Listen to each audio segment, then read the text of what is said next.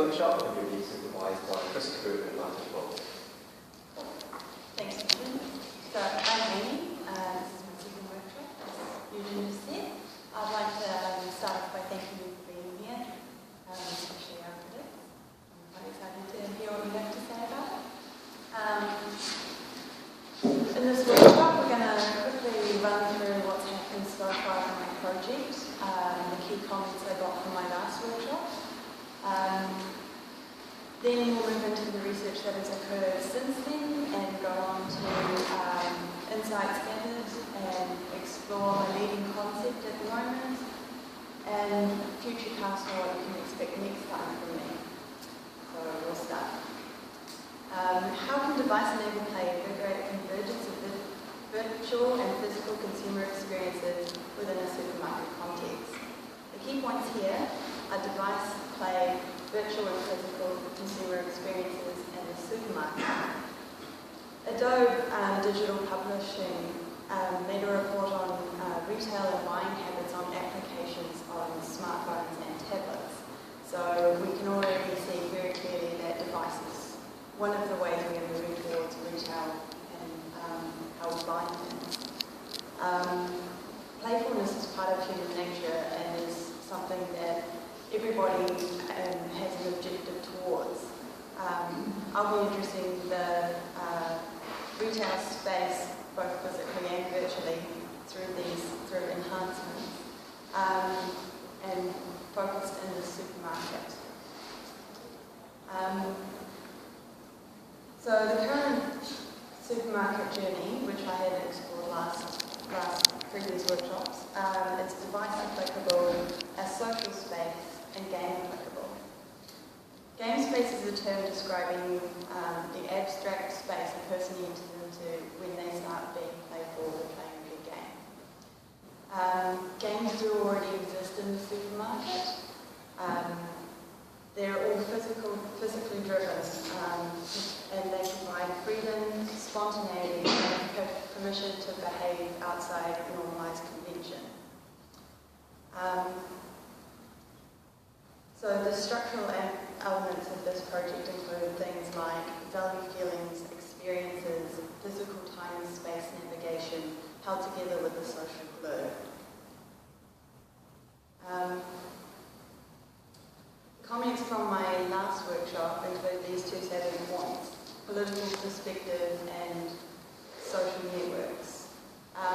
This project is apolitical, but positioned with the consumer in mind. So it's about improving their experience and how they interact in this space. This project is not a social network. Sociability is a kind of byproduct that happens from playing most games, like board games. And more recently, video games.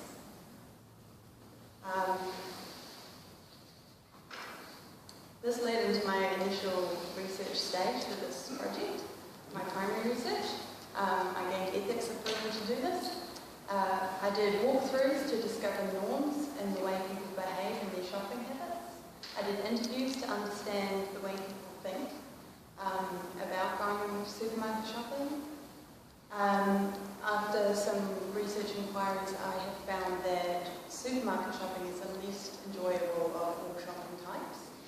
So this provides a lot of room for design intervention.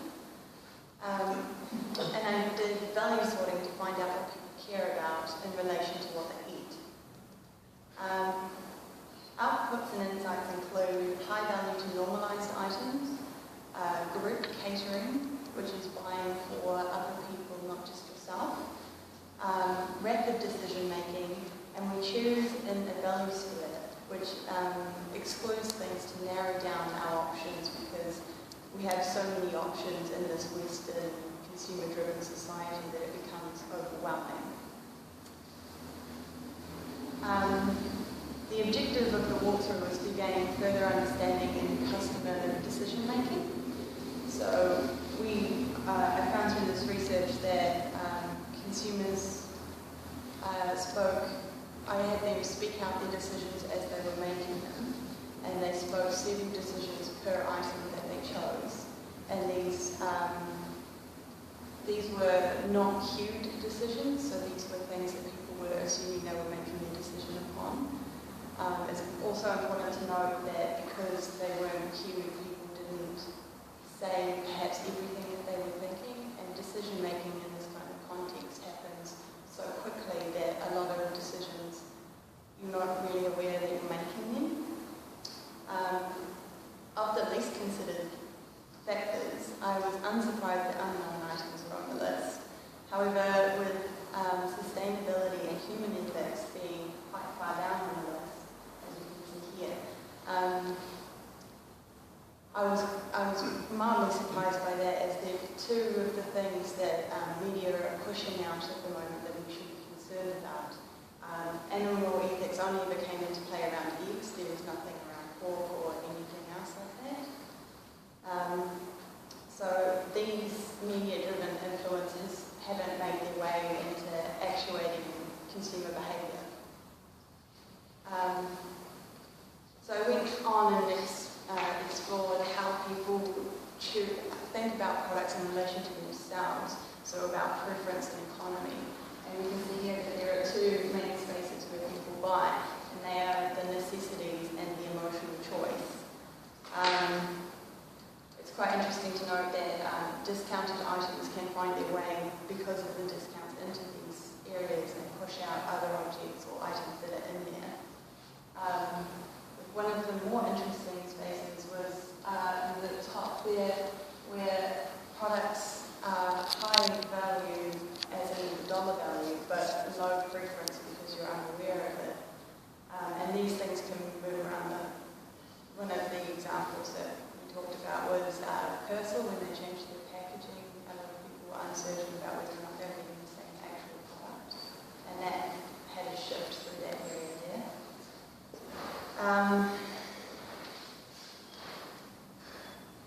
So it's known that the rational mind speaks for tomorrow and the emotional mind speaks for the here and now.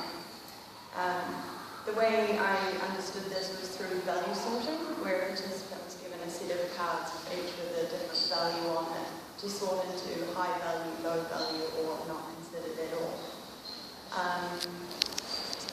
That was all based on personal opinion. The result of this test was that high personal value choices were given to health, animal ethics, freshness, price point, and taste. A commonality that occurred during this test was a desire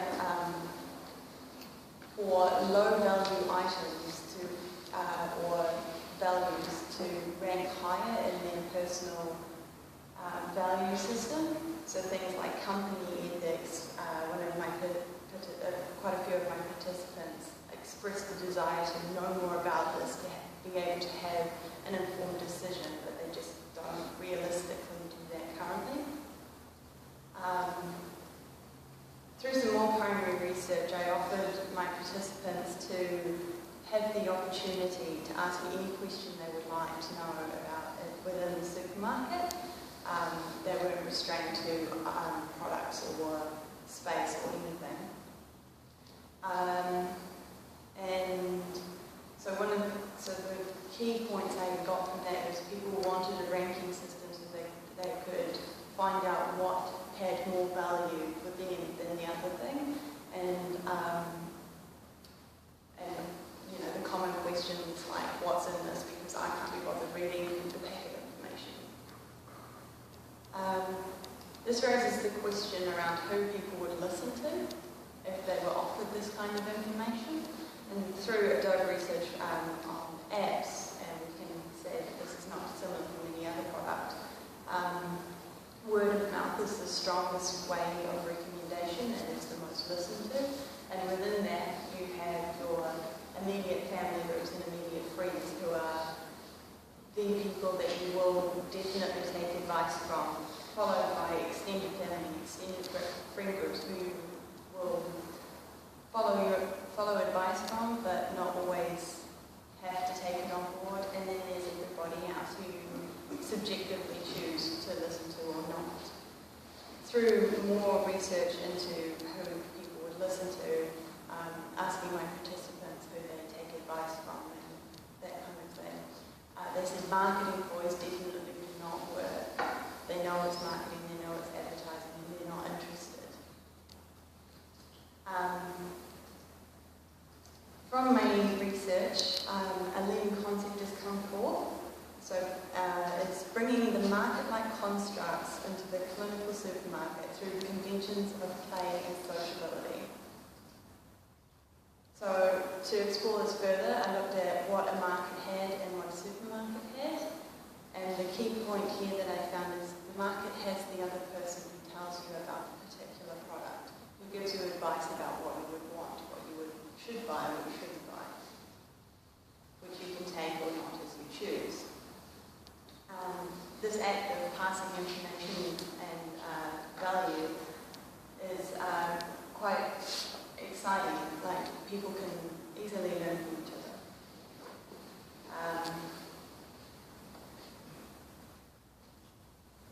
So I was thinking then about how do I make this play? How do I make this sharing of information playful? If I had all these people speaking to me about their advice around different things, how do I drive that into something people will actually be interested in watching or seeing? So I've been quite drawn into video content, because then you can have that, you can see the person's face. It's like seeing the other person across from the counter from you. You can see the trustworthiness of somebody or not. And then through that we can have things like humorous video content, overlays, memes, viral content, much like what YouTube already does. So my next stage of research is how gamified information sharing can influence a shopping decision for the better. So this is one of the key questions I aim to answer in the next workshop. I'm happy to take suggestions around what any research types I could use here.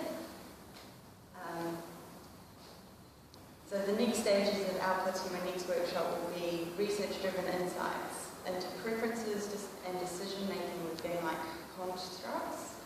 I will have, for the next workshop, I will have iterations of design development, prototypes for an application,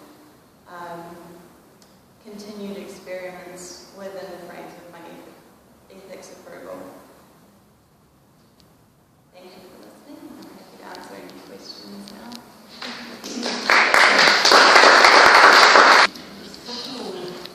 Thanks, Amie. I've got a few questions also done some research. Did you say Adobe? I wasn't sure if I was correct. Yeah, so they released a research paper. For New Zealand? I think it's an international one. International. And I wanted to ask about your research. Was this based around one supermarket or a series of supermarkets? Just one, because that's all I had ethics approval to do. So it was the one up in Point Chevalier. Right. So what's required in terms of research ethics? Lots and lots of paperwork. Yeah. Yeah, I have to make sure that everything that I talk to people about is ethically sound. Yes. That I know. Yeah. Because it strikes me that actually you probably need to do a series of supermarkets, because I think you get different types of people to do different types of supermarkets. For sure. So that then I think that could have a much better sense of what that plan is like. Of course, you would have supermarkets are very different to in South Auckland, very different to New Zealand, downtown. Yeah, like, you know, that you really are different types of people here. And so, in order for whatever it is that you are developing, it's trying to find a way in to take in those various different types of personalities and those different phrases. It's almost like this app is going to have to be designed with different locations in mind. Yeah. Well, and I just wonder, my other question is why supermarket? Well, the supermarket we've been the highest amount of weekly income, and it is also the place that is least enjoyable.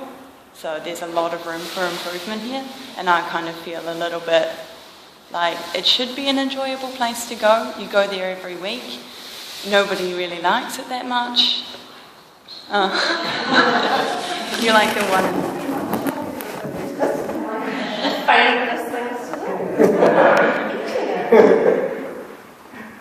Which is interesting because I've come back from California and it's, you know, that sort of market, you know, the thing that is starting to happen, and a lot throughout New Zealand's farmers market. So that there's a change taking place. So it is trying to work out what is that space that the supermarket is going to do. Is that going to perform differently than the farmers markets are?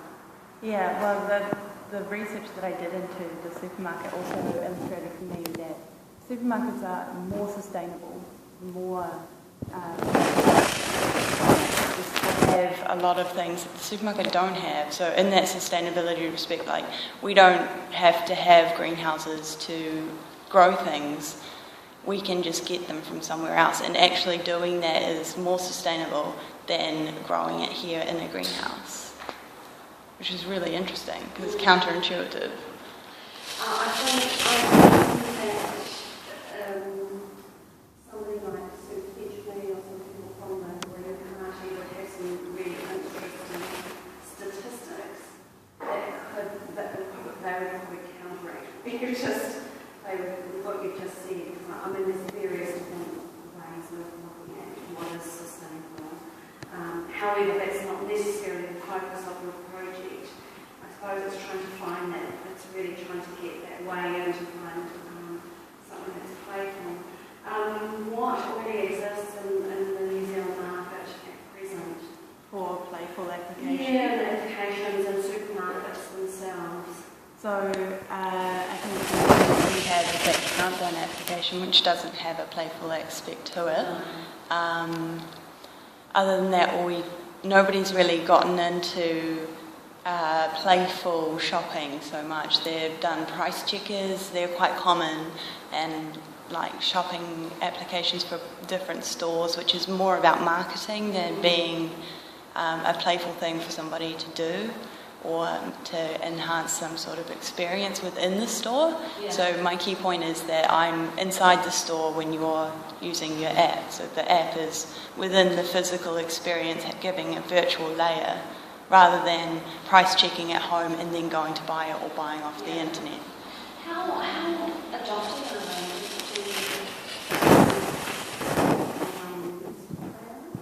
There are a few statistics that I can't quite remember. It says, I don't know one person who's got a countdown. Yeah, it's about being lazy. And also because he's a man and he hates supermarket shopping. So he knows exactly what he's going to put out when he comes out. So he plans his route and he just goes, doesn't it? So, you know, I mean, it wasn't that control last weekend, but, you know, it's exactly what he does actually plan. He's kind of obsessive.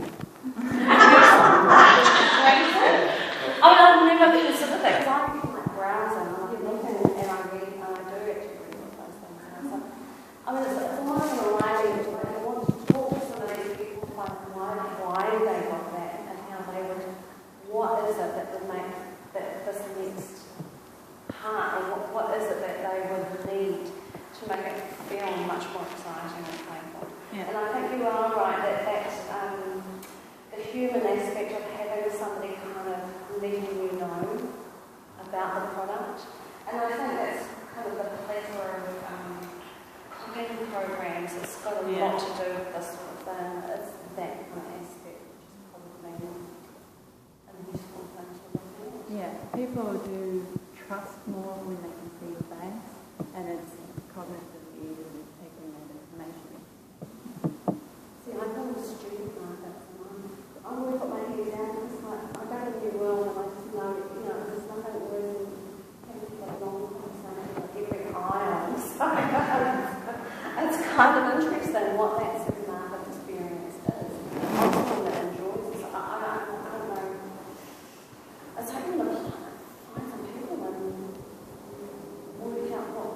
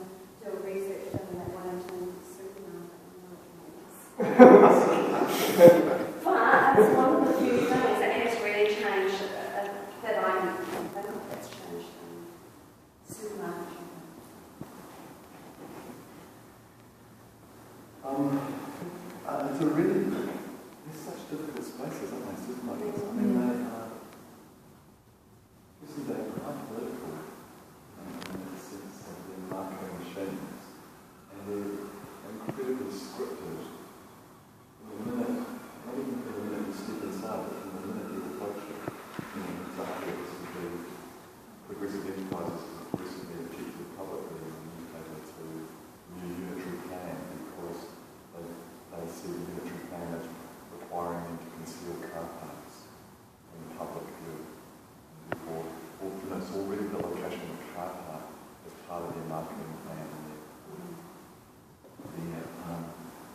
their choreographing of consumers into the states. So the location of where they're located, how you perceive them even before you get into them, and then from the moment you step inside, you are carried through a kind of shopping psychology. They've figured out every eye angle, preference between left or right. And each of those zones are intensely marketed. So they're in cahoots with all the interests. So that's that's kind of stating the obvious. But what's my question there? You're designing an app. That's what the design emphasis is. What's the link between gaming and consumer information?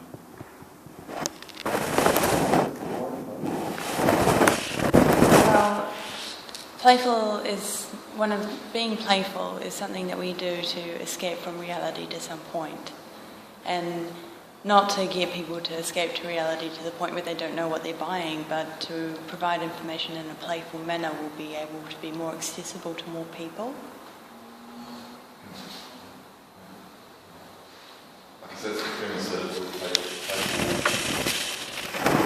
We become more receptive to information. What if we're already being highly scripted in this information field? Is it possible to put the playfulness actually causes us to slide into this marketing machine more easily? How does I suppose it's a question that where you sit in relation. Like you sort of said this, right? You kind of said, you talk about kind of guerrilla, the term exactly, guerrilla information. So in some senses it does feel, you're saying you're kind of consumer-centric in the project. Yeah. So there's a sense at one level that this app might be looking against the grain of the intention of the supermarket companies. Yeah, that's exactly what I'm going for with it. Pushing their boundaries, breaking their rules through customer sharing of information. Yeah. Which I think is great. Right? So I don't necessarily see the connection between gaming and The thing that's going to make this successful is if it's repeated through some sort of system where, like, because YouTube videos are shared hugely when something is funny or something is amusing, and then they just get virally spread. So the way this information is, I'm kind of objectifying this sort of thing. Like, make this viral, make this exciting, and then everybody will be able to share it, and then maybe you win something for sharing it, or you get extra cool points or something. So there'll be game-like constructs woven into the way the interface works. as a prompt for people to contribute information. Yeah, because we have to give them a whole lot of feedback loops to get them to be able to start contributing. I guess what I like about this is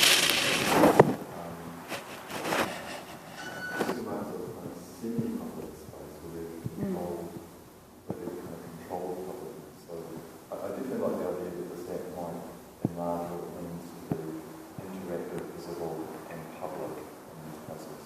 So when this is talking about the distinction, between market and supermarket, there's kind of different modes of publicness.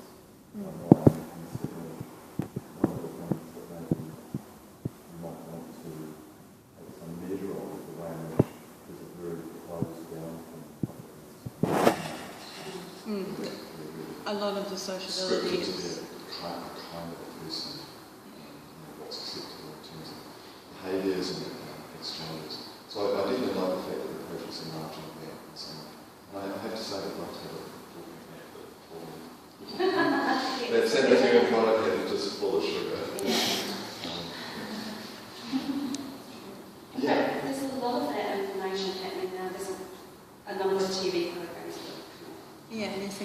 good guide as well. Yeah. But they're not, they're all kind of not making it so accessible for people to use at the point of decision or commitment. How many people are looking around with phones actually in lists and things? I mean, how many people did you interview? So I did about 10 participants I walked through and did repeated tests with. Yeah. Of them, only one didn't have a smartphone. And I think 4 of them had their list on their phone, but not through an application. And did they would use one? Did they say they would be interested in using? Yeah. When we started talking about what would you like to know, I gave them a old cell phone and I spray painted it white and I said, okay, this will tell you anything you want to know. And then they were like, oh great, what's this? Rank this. And yeah, so they're all interested in receiving more information, they just don't know how to get it. There's a cost factor involved too, as you know, so they probably want wireless environments, but I'd imagine the supermarket's going to offer you a wireless code to, do it sort of like a guerrilla shop, that works against the grain of the sort of the marketing agenda that they might have. But I tested. Which they said you're on a mobile cell network, which is kind of cost associated.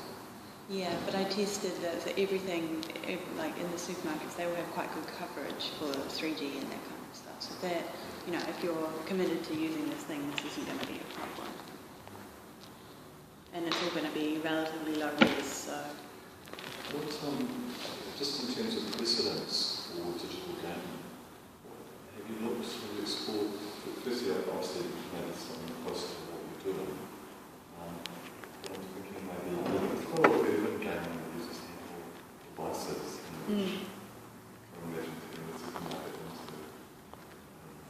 some actual game where there's some alternative social script going on that you're not aware of. Have you looked at much of that? Yeah, I actually play a lot of it. So it's kind of like, how far could you push this? I suppose it's where's the limits in terms of reconfiguring this as a social science? Well, I'm kind of. Not being this with head down.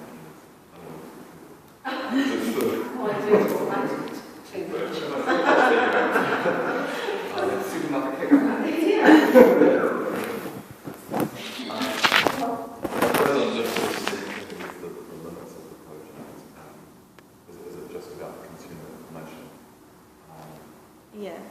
So it's the largest part about it is consumer information and that sharing of information. Because I don't want it to become a social network, I don't want it to become a dating supermarket or make friends at the supermarket, because that's too much of that thing and that already exists and Facebook's done it and nobody else uses anything else really. And so how do we make this different? And its difference is it's game-like outputs, as it were. So like YouTube is really successful because it has that kind of freedom and you can be stupid as you want or as intelligent as you want. And so this thing is going to kind of be similar but more about a specific thing rather than the broadness that YouTube has. So you can still, like, if you know that somebody does really, really interesting kind of posts or they're really funny, you can track their posts and see what they have to say about each different thing, but I'm not going to say, hey, you guys should be friends, go meet each other. But yeah, okay, so it's a sort of information market. Yeah, and it also builds up like a familiarity around, so if you know that this person shops at the same supermarket, you'd be like, hey, you're that person who did that video, that's really cool. So you're going to build an app? I mean, do you have that capability or do you have access to that capability? I have a prototyping tool which will do the prototyping part really, really well. Actually building it might be a bit harder than a paper coder, but that'll be alright. So when you read the code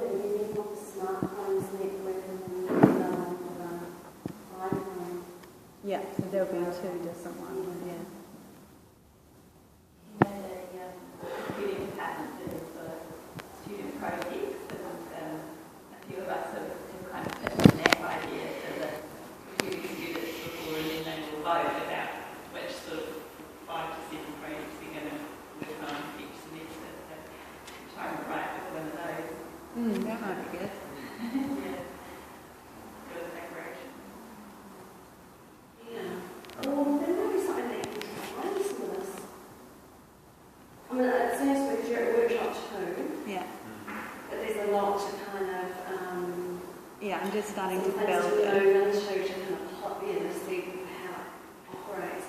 I mean, I know that there's some of these apps exist in America because America is just so much cheaper to, there's free Wi-Fi everywhere, and so there's much more of that kind of flow of information. I think that's the tyranny of New Zealand is, the tyranny of New Zealand, but then I'm just trying to find ways around, how to make it operate so it becomes, because it's going to, it seems to be that it will need people's buy-in for more information to be flowing, and in order for it to be relevant, because there's new things coming to market.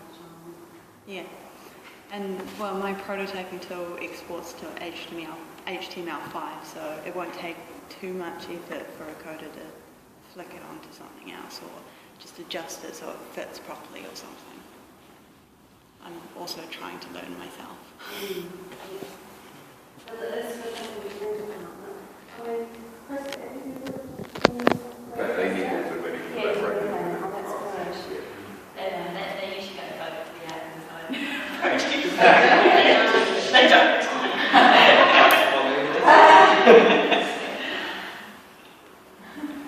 Why not?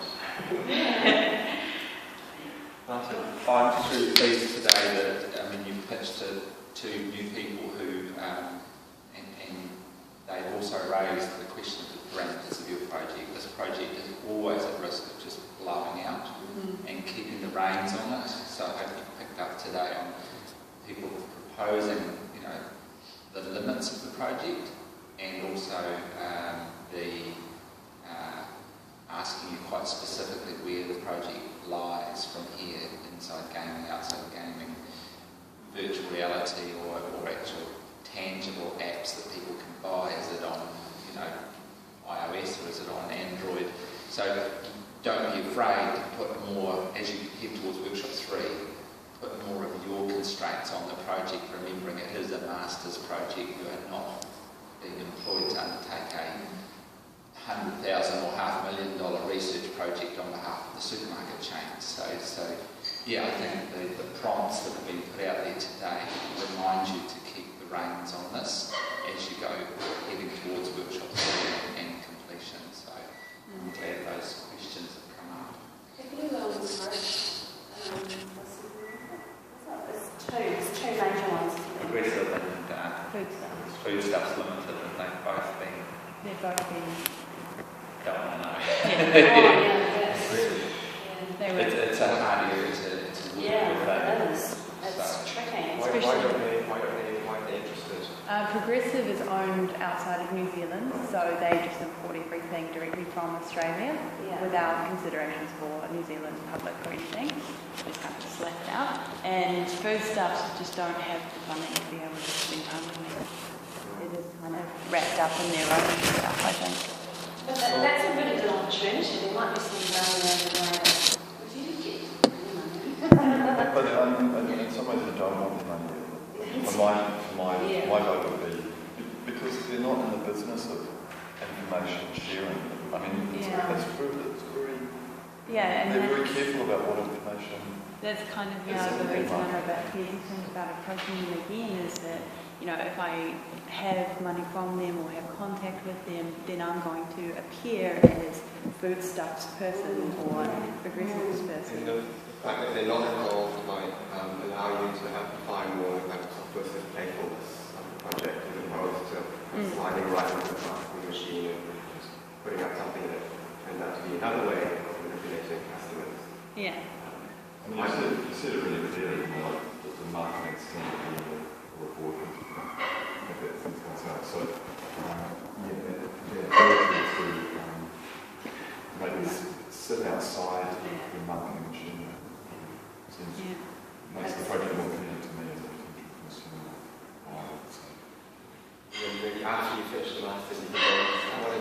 this project. And then that's when It does raise an issue, you know, because you talk about traders across the table, you know, face to face, you know.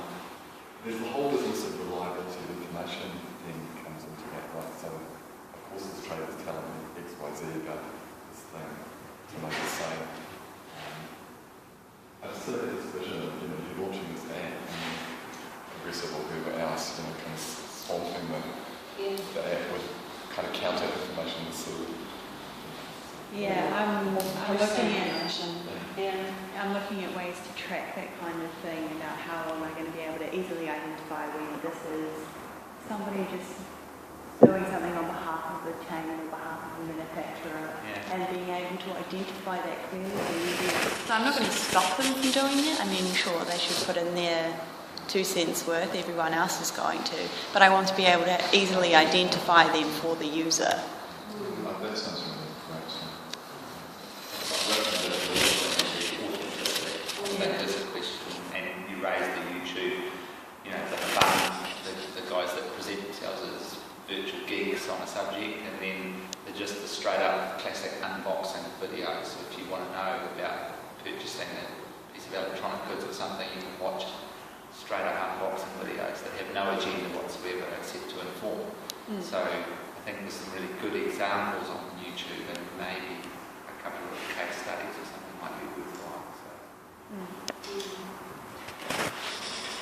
I guess that I've seen a couple of references through Fusion to pass on to you that perhaps the idea is an article by Martin Gladwell on the science of shopping, which kind of talks about that sort of very little bit that we can talk about. He's quite a good writer, isn't he?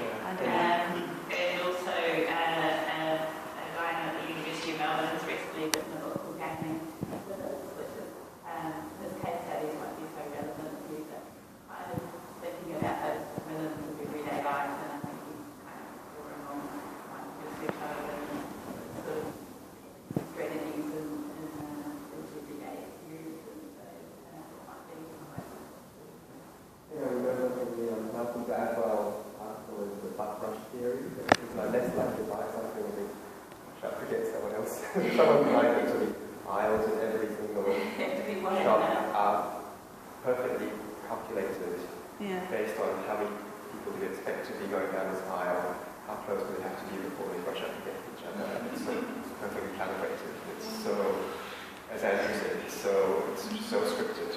I mean, it's really worthwhile to actually see the supermarket as an information gathering machine. Like, so if you've got a loyalty, like a one card, for instance, they use the data from that to identify who you are, you know, what your income bracket is, what products you're selecting, and they compile scripts of information about what you're buying, where you end up taking it, because they have the address and all. So it becomes just incredibly, they actually select the product placement based on data off these one cards. Yeah, and they And also... the one card is now being, you can get a Visa card that's also your one card, like one altogether. So that's sort of like they get information about everything else you buy. And so basically they're joining up information. It's not just what products are shifting, but where they're shifting to frequency of it. They also use that information to map out where they need to put more stores as well. They're quite scary with it. Right. Chris, that's from your supervisor. Very pleased how this is going so far. One of the most interesting things that the critics have raised was that this project is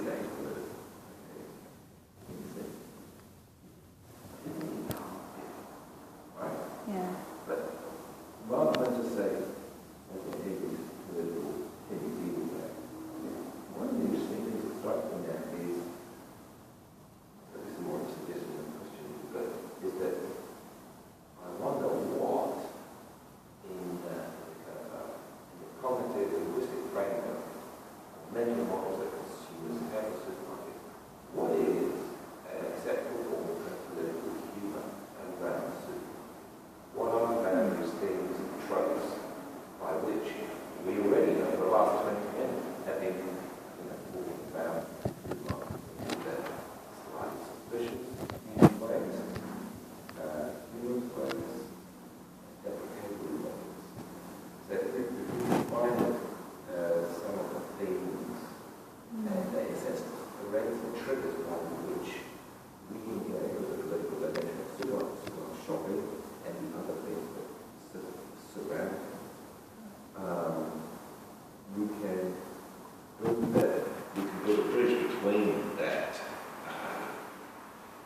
this is that socio-economic or socio-political dimension, absolutely, and the gamification, the game framework that we're wishing to implement into the usability that we have.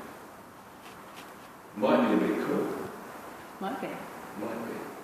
But you've already, through your value-based surveys, you already mine a lot of very interesting data. I mean, this data already is very valuable and very insightful. I'm sure that would be possible because it would give you a really tangible construct by which to start developing these game frameworks. Because one thing we know is that prototyping these days, it's not like prototyping a teacup, okay, or a vase. It is going to take a lot of work just to do one. So the more prior research you can do to get your constructs right, it's going to be very, very helpful. Yeah. Yeah.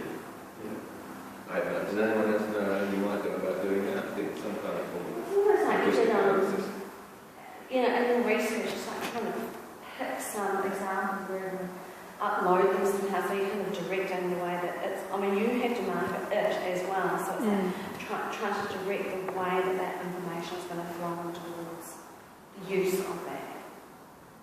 So I think what you were saying before was really, really useful. Yeah, I think as a student, I think you pick it up and stick to it and prove their thesis right or wrong, not continue to leave it open for political discussion, to actually make a proposal, make a conceptual proposal and then iterate that and allow it to reach an end point, which will inevitably be proven with the pace of all technologies, will inevitably be proven right or wrong. You know the supermarkets and everyone else is going to go there eventually, maybe next week. But as a master's student on a quite time frame,